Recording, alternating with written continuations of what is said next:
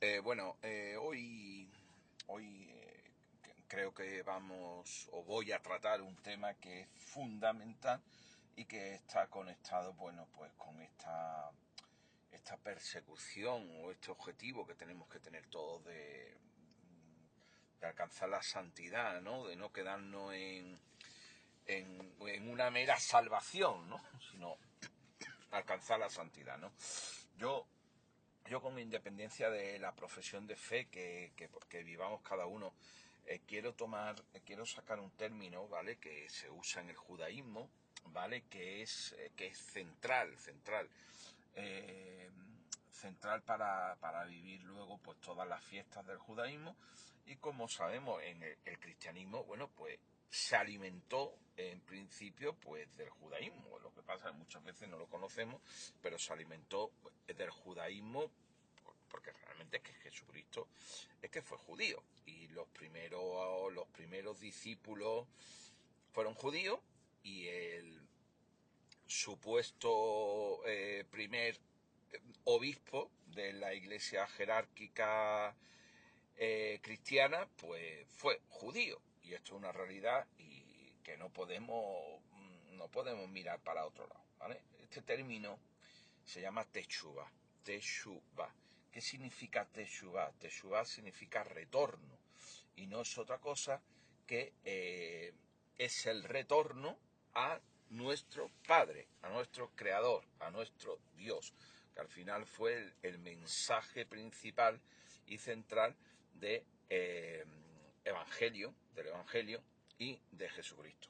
Desde el mismo Juan el Bautista, cuando empieza a pedir y a rogar el arrepentimiento de los pecados allí en el río Jordán, y bautizarnos, que como en otros casos pues he podido pronunciar, pues el decir sí a los mandamientos de Jesús, pero a los mandamientos de Dios y a vivir en ellos. No basta con decir sí de palabra, pero luego no actuar de obra. Bueno, pues este retorno a Dios podemos concretarlo en que después de haber estado alejado de los caminos de Dios, bueno, pues existe un proceso que va del interior al exterior, ¿no? Esta es realmente nuestra conversión. No existe conversión que es un símil a la transformación si no existe ese cambio en nuestro interior, y luego pues lo vamos a materializar en nuestro exterior, ¿vale? Esto, bueno, pues esta transformación es la que de verdad nos va a decir que hemos tenido o que hemos experimentado una conversión real. Lo demás, pues bueno, pues películas y sueños que lo podemos soñar nosotros mismos y vivir en una fantasía absolutamente ficticia, ¿vale? Aunque este concepto provenga del judaísmo, ¿vale? El cristianismo, pues bueno, pues lo realiza, ¿no? O lo aplica, pues inconscientemente, ¿no?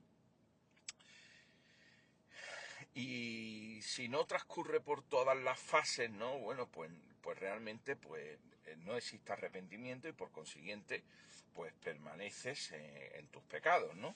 Y como pecador, pues serás un hombre impío, serás un hombre no justo, como lo denomina la Sagrada Escritura, y que al final, bueno, pues no anda por los caminos del Señor, que al final es lo que vino Jesucristo a pronunciar, ¿no? El Shema Israel, y anda por los caminos del Señor, ¿no? Y adora a Dios, a tu único Dios, ¿no? Esta es nuestra única misión y la única forma de realmente de poder llegar a ser santos, y evidentemente pues si somos pecadores, pues podernos convertir y transformarnos, ¿vale? Por tanto, este proceso de conversión plena debe de llevarnos de un cambio interior a un cambio exterior, aceptando sobre todo, bueno, pues los caminos del Señor, que la tenemos nosotros en las enseñanzas de Jesús, y como digo yo, como cristianos y seguidores reales de Cristo, no podemos mirar a otro lado, sino somos, como en otros casos he dicho, somos cristianos de pegatina. Y esto se traduce en realmente en vivir según la voluntad de nuestro Señor Creador, ¿no? Tanto interior como exteriormente, no según nuestra voluntad, que esto es muy, muy, muy típico, ¿vale?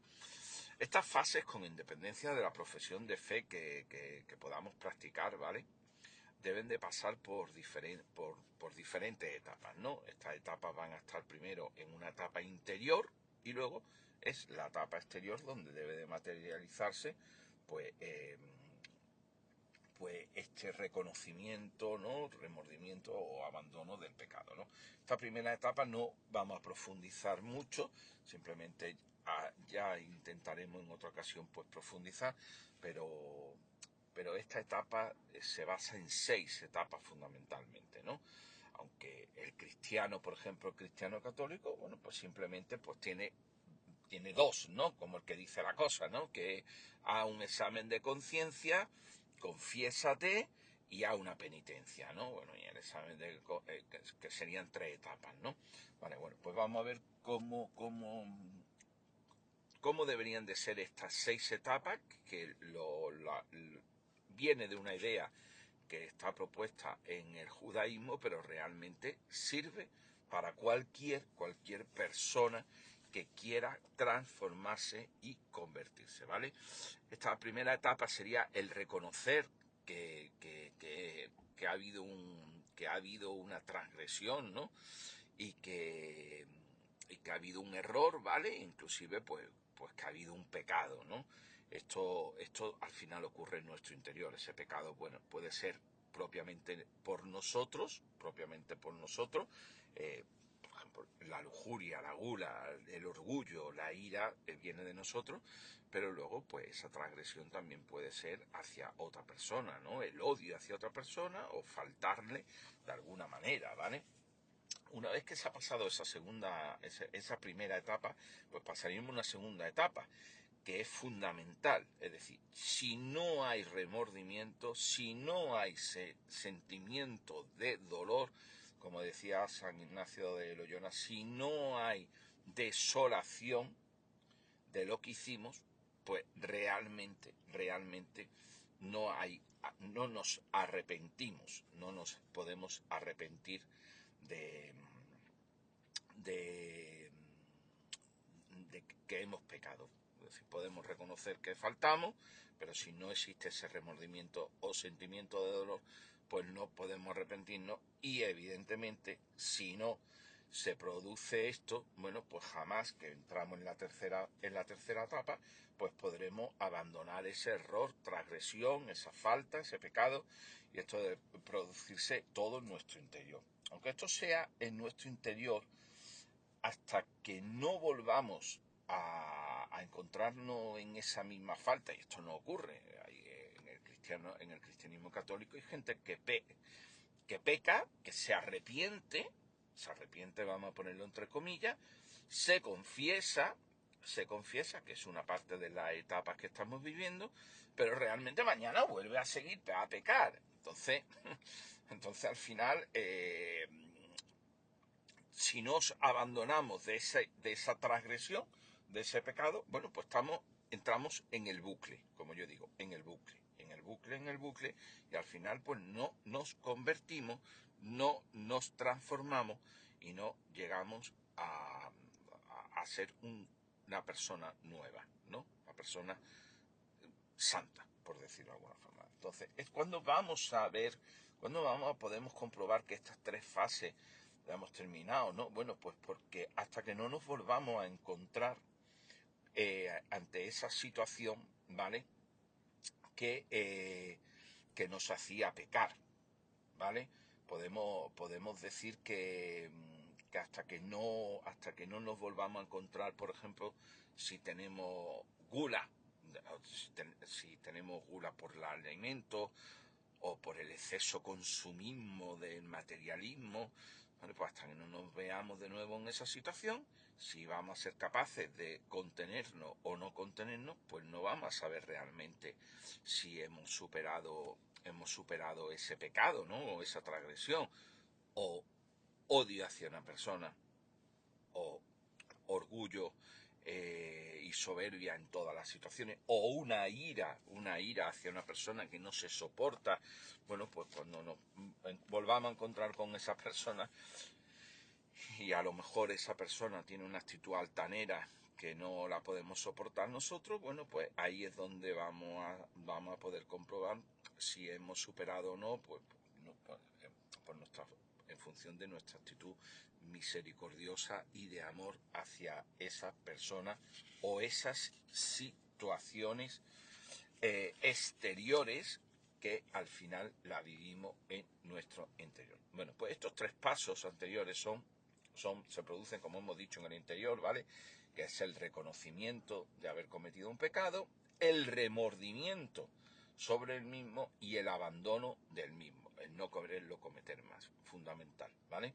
Esto viene esto viene como lo vamos a vivir en el exterior, es decir, estas 3 fases las habremos superado si luego cuando salimos al exterior, ¿vale? O cuando nos encontramos esta situación en el interior, pues cómo la vamos a vivir, ¿vale?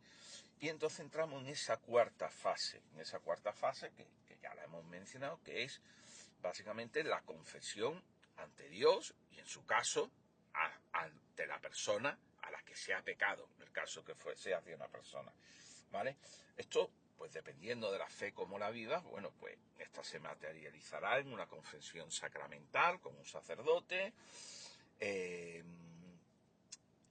ante una asamblea, ¿vale? Y esta confesión pues debe ser verdaderamente de una petición de perdón interior al Padre, a nuestro Creador, a Dios, y por supuesto, si fue una falta o pecado hacia una persona, el pedir perdón a la persona. Estamos en un plano exterior que se puede comprobar exteriormente. No basta, como en muchas profesiones de fe existe, yo me arrepiento ante Dios, yo le pido perdón ante Dios, yo inclusive en una asamblea puedo pedir perdón en la asamblea, como se hacía en el antiguo cristianismo y como se hace en alguna tipo de profesión de fe contemporánea actualmente, o por ejemplo en la vida sacramental, pues usar el sacramento de la confesión, ¿vale?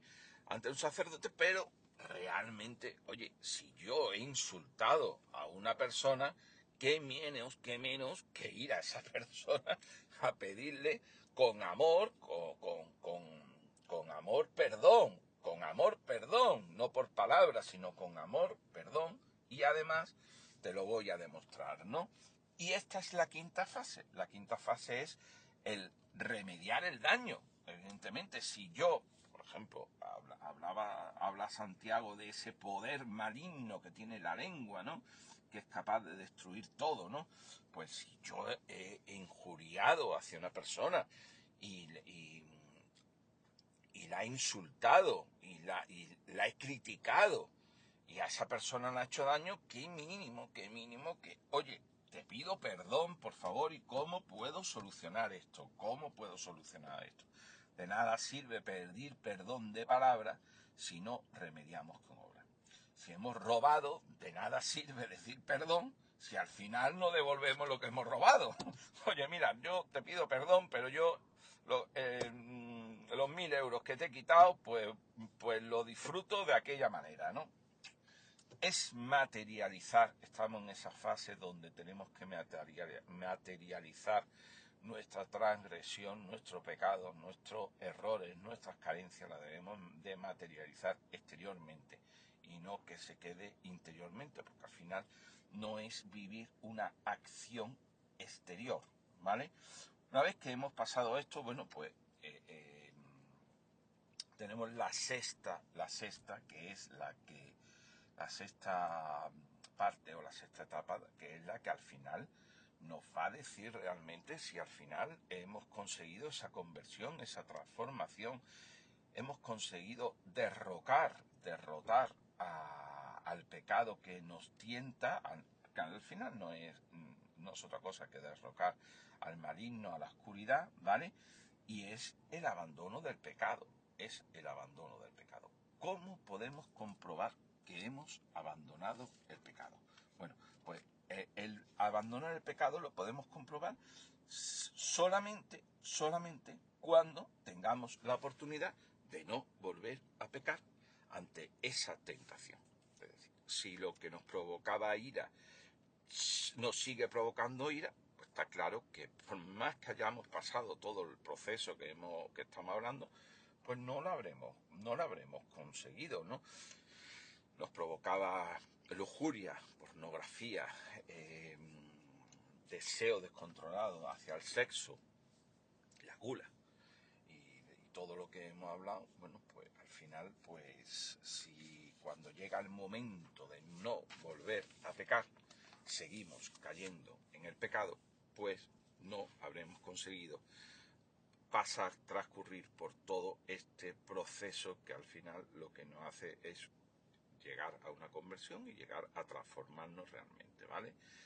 Es al final, como en otros lugares, ¿no? En otros sitios me he manifestado, pues al final, pues esto es el vencer estas transgresiones que estamos hablando, estas carencias, esto que en el plan de vida denominamos, pues,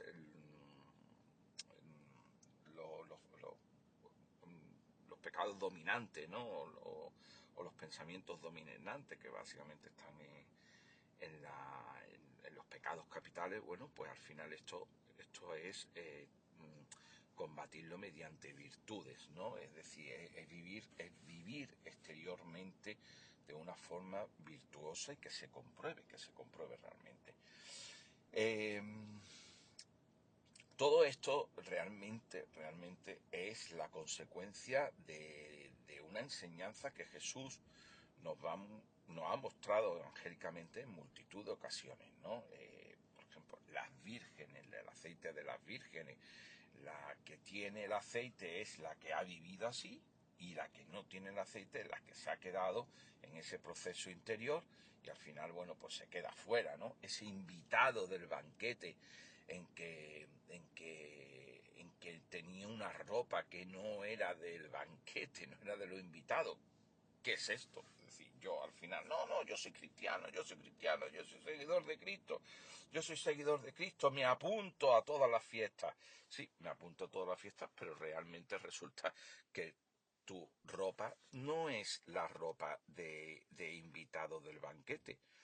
Tú sigues en la transgresión, tú sigues en los pecados, tú sigues pensando en que tú tienes la razón, etc, etc, etc, etc.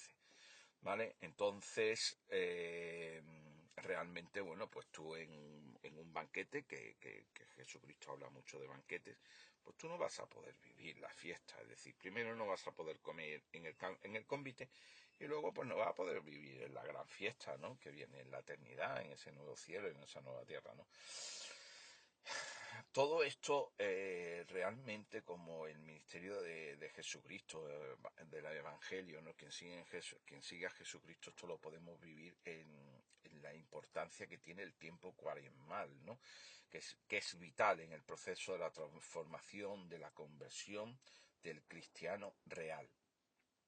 No podemos pretender purificarnos de nuestros pecados sin convertirnos, y la conversión es la muestra real exterior de vivir en santidad, ¿no? Es decir, es cumplir con la voluntad del Señor, permanecer en los caminos de Él y al final, bueno, pues que las personas pues comprueben exteriormente tu forma de vivir y sobre todo que tú interiormente y exteriormente pues lo vivas. Esto es, como dice algún santo, esto es vivir feliz.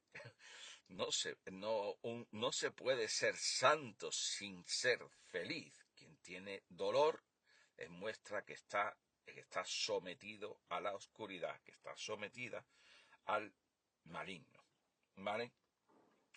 Realmente para finalizar esto, realmente sin querer entrar pues en aspectos que, que sin vivir interiormente y exteriormente no podemos pretender, es decir, si no vivimos así, tanto interiormente y exteriormente, hay algo que se está cayendo en la tentación ahora mismo en el cristianismo básicamente en el cristianismo, que somos los seguidores de Cristo, que es pretender y llamar e invocar la misericordia de nuestro Padre y Creador y Dios, ¿vale? Dios es misericordioso, por supuesto, y esto lo enseña el Evangelio de Jesucristo. Dios es misericordioso, pero Dios también exige, nos exige colaboración, nos exige que pongamos de nuestra parte para que Él pueda ser misericordioso, que pueda ser un buen padre, o un padre que acoge, como esa parábola que tiene Jesucristo de los dos hermanos, del hermano que se va, que se aleja del camino del Padre, que se aleja del Señor, que gasta, pero si tú realmente no quieres volver, realmente el Padre no puede ofrecerte su perdón. Y realmente aquel hijo llamado pródigo que regresa no se quedó arrepintiéndose de sus pecados una vez que se gastó todo el dinero. Él al final decidió coger el camino de vivir interiormente el arrepentimiento, todas estas fases que hemos hablado, y al final presentarse ante el Padre y decir: papá, me he equivocado, perdóname, y ya no me voy a volver a ir más, me voy a quedar aquí contigo. Y esa es realmente, tiene al final ese traje de invitado, y al final, bueno, pues puede disfrutar de la fiesta, ¿no? Al final es nuestro fin es disfrutar de la fiesta como invitado, de ese nuevo cielo y esa nueva